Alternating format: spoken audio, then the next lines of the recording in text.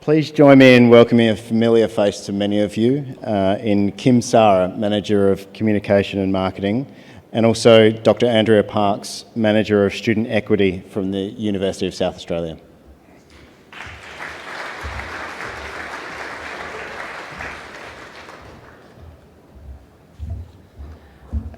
Thank you for the lovely introduction, Michael. I have seen a lot of familiar faces. I got a very warm hug from Linda Wright as I was walking in, and seen a lot of new faces too in the mix, so thank you. And also thank you everyone for your time today in giving that up and coming to us to connect. We recognise the roles that you play at your schools, and we truly value that time that you're giving up today to come in and be a part of this. Before we start, it'd be remiss of us not to reiterate the acknowledgement of country and welcome to country that was delivered earlier.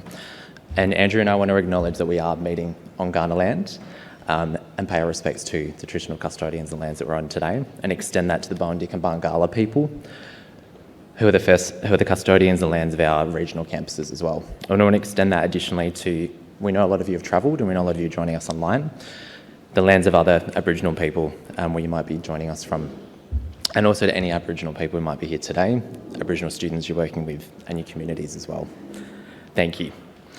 Look, with the time we've got here today, and we know we're standing between a morning tea break, we want to share with you and discuss through Q&A the journey and also the privilege of being on this journey that we've had with staff from both universities, with our students as well, not just us making those decisions, but with students and also with communities, some of you that have been involved in that process too. This journey that I'm referring to, which we're going to unpack, look, it's created a space, yes, to explore and talk about, but it's actually created a space to start challenging some of those systemic challenges around access, equity and inclusion. And it's also be able to bring us together. It's been able to give us direction around what the immediate and long-term future looks like for Adelaide University to be a truly transformative institution by addressing these systemic challenges and barriers to higher education. Because this is, after all, a once-in-a-generation opportunity. Before we dive in, and as I said, there's a break coming up soon. Could we get your participation in an activity? Yeah, I can see some smiles. Excellent. And we've got teachers and career advisors in the room here, so that's great. We want to, because it's such a complex topic, bring us all together and come to a similar space as we're starting and as we unpack some of this, and we're only going to touch the surface. And to do this, we want to invite you to consider your own educational journey. This activity is inspired by a national leader in enabling education and pathways and widening participation, Professor Sharon King, if some of you are familiar. She is the Dean of Programs at UniSA College and has worked across the country on enabling access and education. She runs similar activities to this, and some of you might have been involved in those or done similar variations of this at your school or with communities, so we'd love your involvement in it. Don't get up just yet, but to give you a heads up on how that's going to run, in a moment, if you would like to participate, and if you're able to stand, I'm going to ask you to stand, and then I'm going to read a few different statements for you. If those statements are true for you, please sit down. If they're not true, simply stay standing. We'll do a demo. So if I was going to say, statement 1, today I'm here attending the Adelaide University Launching Careers event, we'd all sit down. It's pretty simple, right? Thumbs? Yeah, good. I'm getting laughs and nods. Excellent. Shall we do this? Would you like to stand? If you would like to participate, if you are able to. Excellent. And that includes online. We see you there. This is great. And also, we know you want to stand. We know you want to get up and stretch a bit. So, statement number 1. I am the first in my family to have gone to university. So if that's true for you, please take a seat. If I could reach down with this mic, I'd be sitting right now. Number 2, I grew up in regional location. I just remain seated if you've already sat down. Number 3, I was not born in Australia. Number 4, my parents were not born in Australia. Number 5, I did not go straight to university after completing high school. There's actually a lot more sitting down than I thought. Number 6, I experienced financial challenges that impacted my educational journey. Okay. Number 7, I had caring responsibilities during my schooling, vocational education or university study. Number 8, I had to work while attending university to pay for my living costs. Wow. Okay. So With longer time, or maybe more space where you might be able to safely unpack different questions, this activity can go a lot longer, but in the interest of time, we're going to pause it there. And we want to be clear that what we've just touched on here, it's not an exhaustive list of topics. You're welcome to sit down, by the way. Thank you so much for participating. It's not an exhaustive list of topics. That just touches the surface, and some topics aren't going to be safe or right to talk about in this space in a big open environment, but what we're hoping is to just really unpack, this is a complex space. And hopefully what's apparent from going through that kind of activity is that we all have lived experiences that are going to define our journey, and that's going to apply to your students as well. And you would know that as being close to them. You would know that being close to your communities. So what does that actually mean? Oops, let's get back one, sorry. So what that actually means for our vision as a new university, and I kept clapping in the side at the back when everyone kept talking about equity, access. All the speakers you've heard today have said that. What we actually mean by that, we deliberately had this slide here, and that pulls out statements from the original vision statement for what Adelaide University aims to be and will become, and we deliberately left these up. And what I'm really hopeful is that these feel familiar to you, hearing what you've heard today, hearing from other people that you've engaged with, hearing the different materials you've got on your desk, on your table, in your school. And really importantly, we hope they feel true to the narrative and the interactions that you've had with us, whether you've been bringing students on campus with us, talking to some of us in the room, talking to our academics, whether we've come to your school, to your community, whether you've engaged with the website, the brochures, the different materials, whether you've been on through the different media, social media, the advertising campaigns that are out there. I know how much, is Monica McGann here? I know how much you loved she's not, damn. Monica posted a really lovely piece on LinkedIn about that advertising piece and just what it means. I had to call her out. And this vision isn't shy. It is really bold. And like we said, it's transformative. And we'll talk a bit more about practically what you do with a vision like this, because it's huge. And it also speaks to a larger national dialogue with a set of priorities linked to the university's accord and government. And to do that justice, I'm going to hand to Andrea to talk through the accord and what that means at a national level. Thanks, Andrea. Thank you, Kim. It's a real privilege to be here today. Is that the right one? Yeah. The university's Accord final report that came out early last year emphasized the role of universities can play to deliver educational opportunities for all, with student populations that closely reflect the Australian population. The Accord highlights the need for systemic change in order to increase equitable access and participation in higher education, and prompts universities to make efforts to achieve these initial targets. We recognize that there is a broader scope of students than just the 4 listed here, who also face inequities in access and participation, and who similarly experience reduced higher education outcomes. These cohorts include groups such as students from a refugee background, first-in-family students, and care experience students. In creating Adelaide University, we have made a commitment to address educational inequities for our students and our communities, which aligns in many ways with the recommendations of the Accord. And equity is part of the ethos of our founding universities. And what do we mean by equity? We recognize that language and the words we use are important. We started with these definitions to build a shared understanding of what we mean when we talk about equity. And I'd just like to call out that inclusion and intersectionality are mixed up. So if you are reading the slides, you will notice that. The definitions on this slide are terms that were developed and agreed to by our working groups, with an important commitment to continuously review and refine our language as more nuanced understandings emerge. They represent our ambition to be a university for everyone, no matter where you live, what your background is, or what your dreams are. This involves creating an environment in which any individual or group feels safe, welcome, respected, supported, and valued.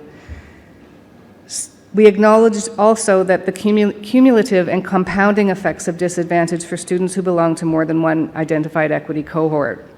Students come to us with varied backgrounds, experiences, and aspirations. Our learning environments and university community support the diversity of our students and staff and our students to access, participate, succeed, and complete a university degree. Over to you, I think, Kim. Thanks, Andrea. And we've deliberately got this word up here around commitment. So I talked about the vision. Andrew's talked about what we mean and trying to define this, which is complex, as we said. Deliberately got a commitment that's up here, and as we said, it's a bold vision, but we actually need something to be able to deliver that, something tangible, so that we can deliver this for students and for your students as well. The way we're going to be able to drive this, and this has taken a while to get there, but it's been a really brilliant evolving piece, is through a framework. And what you can see up there in that first sentence, it's the Adelaide University Student Equity, Access and Attainment Framework. So it's a mouthful, but it's a lot that we'll unpack in a moment. So the framework itself, one of the most important and I guess the most special elements of this is actually born out of consultation and co-creation. So different people being involved and being a part of that. And we're talking about, as the numbers state below, literally hundreds of staff, both professional and academic, because we all bring different perspectives to that. So people teaching, people researching, people on the ground, visiting your schools, engaging with you in different ways, and not us telling students what they need, but also being involved with the students through this process. And you're actually going to hear the student advisory panel, I think, later in the session today. So some of those students were involved in telling us, no, you've actually got this wrong. You don't have this quite right. And we'll talk about some of the principles in a moment where they actually helped us refine that, and that's been brilliant. And we also extended that to community as well. And some of you here or online may have also been involved through that process. We had working groups, focus groups, consultation sessions, transformation workshops, community panels, and we worked through, I don't know what number of drafts we got to, Andrea, but we drafted this a lot, refined it, tested it, as I said, with students, with staff to get to this point. And I think what was the most empowering part of that is it's not just us in this room that have been a part of this. We took it to our co-vice chancellors and their executive leadership group, so Jess Gallagher, many others as well were a part from that, and they all unanimously endorsed this piece of work. So what it's actually saying, what that means, is it's looking at a whole of university approach, whole of student journey. So while we want your students to be able to access university, get in, we also want them to be able to succeed. And Tom Steer is going to talk to you more about that as well, about the student experience. We want it to be okay for students to be able to step away and come back. Not all journeys are linear, and that is totally okay. That is normal. That is part of the student journey. It's part of that lived experience we talked about. And what we've got here too, to unpack it a little more, is this isn't an overnight piece. It's not even this year or next year. It's a 10-year journey for our new university. It's going to take time, and it's going to take time to transform. We're talking curriculum, we're talking pathways, we're talking admissions, we're talking preparatory programs, community partnerships, and a lot more like that. It's a long piece. It's going to change and evolve, and that's okay. We know that. It's not going to be a still piece of paper that stays there. It's going to move, but this gives us a clear direction and a clear vision on where we need to be and what our commitment looks like and what that involves. It also leans, as you can see, into there, and you'll hear different people talking today from the different parts of the university will play a key role in this as well. So our Deputy Vice-Chancellor Indigenous portfolio, our regions, so we are not just metro-centric, we are working together hand in hand wherever that's based. Adelaide University Online, so how different students study in different modes, and across our different portfolios to achieve that. To give you a taste of what that all means, we'll share a couple of you in one of the focus groups may have seen this. When we talked about building this piece together and validating what that means, our 4 principles which we came to, and I'm so glad Jess said this at the start, principle number 1 is that equity and excellence are at the heart of what we do. Not mutually exclusive, they're together. Secondly, we foster inclusion, belonging, and community with students as partners. So exactly as I said before, we have a student advisory panel, we have a student ambassadors, we are listening to them and we're working with them to try to make this work, not what we think it is, but what they need. Principle 3, we build capacity for success across the student journey, and Andrea is going to talk to that in a moment. So where they are with you right now at school, how maybe someone who hasn't come straight from school coming in, and then throughout their student journey, coming to us, going through the enrolment process, we know that's a big thing, going through their studies, maybe stepping away, maybe coming back, maybe returning at a later stage as well. And importantly, on the 4th one, Adelaide University is inclusive and representative of the communities it serves, and that really talks to that accord piece about population parity and not just being the current demographics we are now, but being a university for our community. And to talk student journey, Andrew, I'm going to hand back to you and then we're going to open to questions.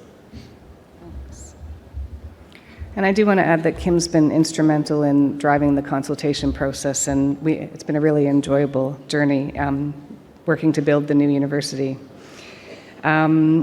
So the framework we've shared with you today is now being developed into a more robust strategy based on 10 aspirational goals that reach into each of the student stages and across the institution to effect change and embed the equity principles into all that we do. It will involve future students, enrolled students, academic and professional staff, and our external partners, among others. Over the initial first 5 years of the strategy, we will continue to systematically review critical policies and practice, formally evaluate our programs, and gauge process and evidence against our equity goals and our students' experiences. We will continue to improve our understanding of our students' characteristics, attributes, and potential so that we can address challenges, roadblocks, and invisible barriers within our systems, services, and learning delivery to identify additional or targeted services and support where needed, or to adjust the way that we're conducting our business to reflect the needs of our students. Many of you see the impact of educational challenges that school students face as they make their way through high school, and some of us have lived experience, myself included. Equity is about opportunity and is more than providing access to university. It's not just about the outreach and the recruitment. It's about supporting student success when they arrive here and throughout their journey with us. It needs to be considered across the whole student learning cycle. There's a famous quote by Tinto that some in the university might feel is overused, but it still holds true here. Vincent Tinto is a scholar in North America who launched student retention and engagement 30 or 40 years ago, maybe more. Access without support is not opportunity, and that holds true now. We will work with students in partnership to enable success on their own terms and ensure that their needs and circumstances are supported and not framed as a deficit of their capability for success. There's so much already happening at Adelaide University that supports the framework and our next steps. And as you may have heard, it's in the DNA of our new university. And so by this time next year, I expect we'll have a lot more to talk about. And thank you for your time. I think we do have some time for questions. Does anyone have any questions before we break for tea? Hi, I'm Rose. I just want to ask, last year it was mentioned that there might be a move to a national model where equity, as processed by SATAC at the moment, virtually requires some proof of Centrelink. And every other state in Australia has a CEASE scheme where students with family and personal difficulty, i.e. a parent dying or domestic violence or sexual abuse, would be considered. And South Australia is still the only state without that. So I really value what Adelaide Uni is doing in a 10-year plan, but this is a sense of urgency. And I wonder if you've got any knowledge of how that national process is likely to be embraced by SATAC and when, because it's the universities who tell SATAC what to do. Go ahead. No. Please feel free to jump in, others. Rose, I'm really glad you raised it because I know we've discussed it at previous events and I'm glad you're advocating in this space. It came up, we talked about it just this week.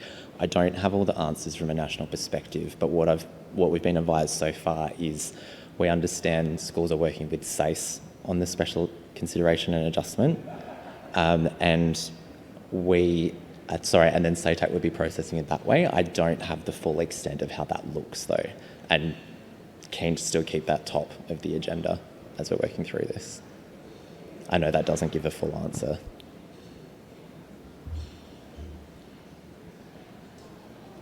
Thank you. My question is, first, it's great to see those principles outlined. But my question is, so moving forward then with the opportunities that the new university presents, how will that look for students of refugee backgrounds who currently are in the situation, depending on visa, that they are considered international students, as in terms of fees, which obviously their experience couldn't be further removed from that in many situations, which prevents accessibility to university study. So what's going to change about that, and how is university study going to be more accessible for that population of students in the future? Sure. I think the answer is that I don't have a firm answer about that, but students from a range of backgrounds and lived experiences are exactly what this framework and ensuing strategy will seek to address. So that is on the radar. It's something that we actually, again, talked about, I think, potentially in the same frame as the other. We had a few conversations this week about some of those types of details, and while I can't say what an exact solution is, it is 100% the types of problem that we want to solve and look at how our new university can create changes in that kind of space. So I don't have a firm answer, but a commitment to change. Thank you, Julie, for raising it. The other part to this too is being a long-staged approach as well. It has had a strong domestic student focus, not that international students are absolutely still a part of this, but probably through the next stages, through developing strategy, through working probably with more parts of the university, that is something that can probably be explored more. So I'm glad you've raised it. Thank you. The comment that you made about access without support isn't equitable sort of resonated with me because I teach in a regional area. I keep hearing the claim made by people that 50% of students from regional areas drop out. Is that a correct statement, or is that, because I've never actually seen it as a publicised stat? I don't have the stats readily available, but we do recognize that our participation, our retention, and attainment rates, so completion of degree rates, are lower for many of the equity cohorts, which is why they've been highlighted and featured so prominently in the national conversations at the Accord level. So I can't say that 50% is the amount, but we do recognize that regional students do face some challenges and they also encounter that intersectionality, so they may be part of more than one equity cohort or have characteristics that result in maybe additional challenges to complete their education. Is that helpful? Thanks. I've similarly heard different stats quoted, but I couldn't give you what the definitive answer is on that. I would say too, as you're exploring more, if you probably hearing more about this today or might have seen it, elements like the Adelaide attainment model will hopefully start to address some of this. It won't solve it overnight, but for example, if students are maybe dropping out, the attainment model is allowing them to be more stackable, flexible, step away from study and come back, potentially even exit with a like sub-degree, for example, and be able to come back, make that easier. So it doesn't fully change all of it, but it gives better support mechanisms. It allows someone to step away gracefully and come back potentially as well, and have a better experience for the student too. And I say that having a partner who lives regionally and actually stepped away from uni themselves, so I understand it. Any more questions? And if you're very happy to chat over the morning tea break as well, there might be specific things that maybe are better as one-on-one or as a chat. So thank you for the opportunity to discuss. We are excited, if you couldn't tell by that, and we have a long journey ahead of us, but we're excited to do this with you. Thank you. Thanks very much.